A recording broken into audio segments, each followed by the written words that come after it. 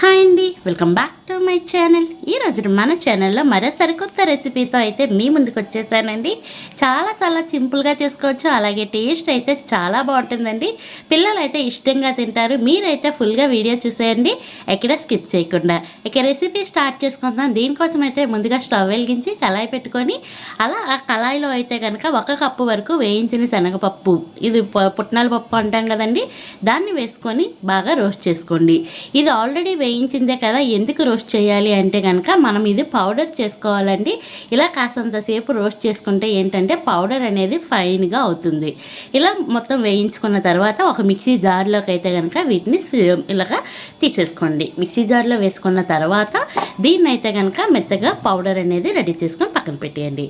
Next అయితే కనుక మళ్ళీ స్టవ్ వెలిగించి ఒక చిన్న బాల్ని పెట్టుకొని, ఏ కప్పుతో అయితే కనుక మనం పప్పు తీసుకున్నామో అదే కప్పుతో 2 కప్పుల వరకు బెల్లాన్ని వేసుకోండి.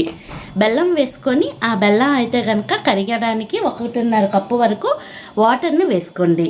ఆ వాటర్ని కూడా వేసేసి మొత్తం అంతా బాగా బెల్లం అంతా బాగా కరిగేంత వరకు కరిగించుకోండి. ఇదేమి పాకం రావాల్సిన అవసరం లేదండి, జస్ట్ బెల్లం కరిగితే మనకి సరిపోద్ది.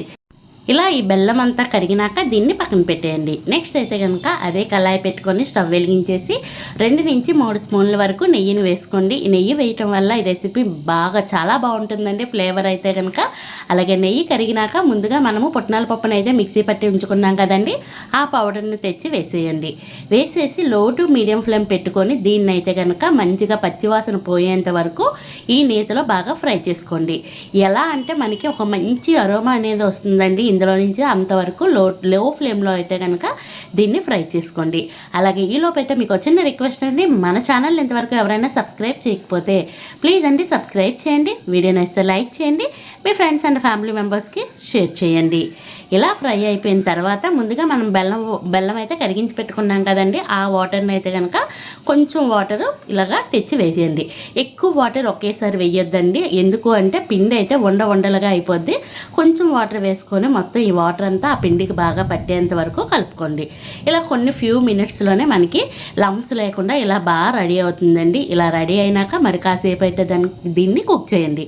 ఇలా కుక్ అయిన తర్వాత మిగతా వాటర్ని కూడా కొంచెంగా వేసుకుంటూ మొత్తం మనం వేసుకునే బెల్లం వాటర్ అంతా దీనికి పట్టేంత వరకు మధ్యలో తిప్పుతూ ఇలాగా కలుపుకొని దీన్ని కుక్ చేసుకోండి. ఇలా కుక్ చేస్తున్నప్పుడే చాలా మంచి స్మెల్ వస్తుందండి. ఈ హల్వా అయితే భలే రుచిగా ఉంటుంది, ట్రై చేయండి. చాలా సింపుల్గా అయిపోద్ది, అలాగే టేస్ట్ అయితే చాలా బాగుంటుందండి. ఒకసారి ట్రై చేసినాక రెసిపీ ఎలా వచ్చిందో కనుక కామెంట్ బాక్స్లో తెలియచేయటం మాత్రం మర్చిపోవద్దు. ఇలా మొత్తం అంతా పట్టించండి, నేను వీడియోలో చూపించిన విధంగా కొంచెం వేసుకుంటూ.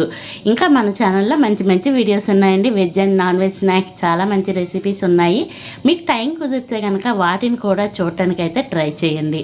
ఇలా మొత్తం ఈ బెల్లం వాటర్ని అయితే కనుక ఇందులో అంతా అంటే కలిసేంత వరకు కరిగించుకోండి.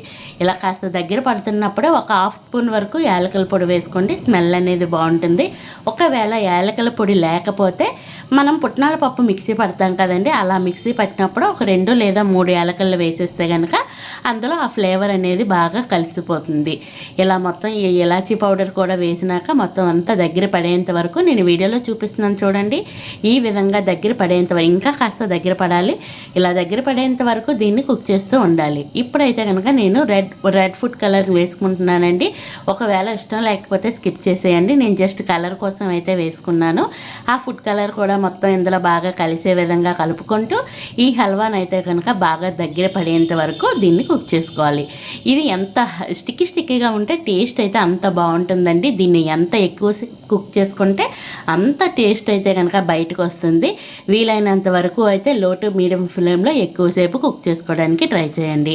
ఇలా ఫైనల్గా ఇంత ముద్ద అయ్యేంత వరకు కుక్ చేసుకున్న తర్వాత స్టవ్ ఆఫ్ చేసుకోండి. స్టవ్ ఆఫ్ చేసుకున్న తర్వాత ఒక గరిటెకి అయితే నెయ్యి పూసుకొని ఈ విధంగా చిన్న బాల్స్ లాగా అయితే రెడీ చేసుకొని సర్వ్ చేసుకోవడమే. Ready to eat. Thank you for watching.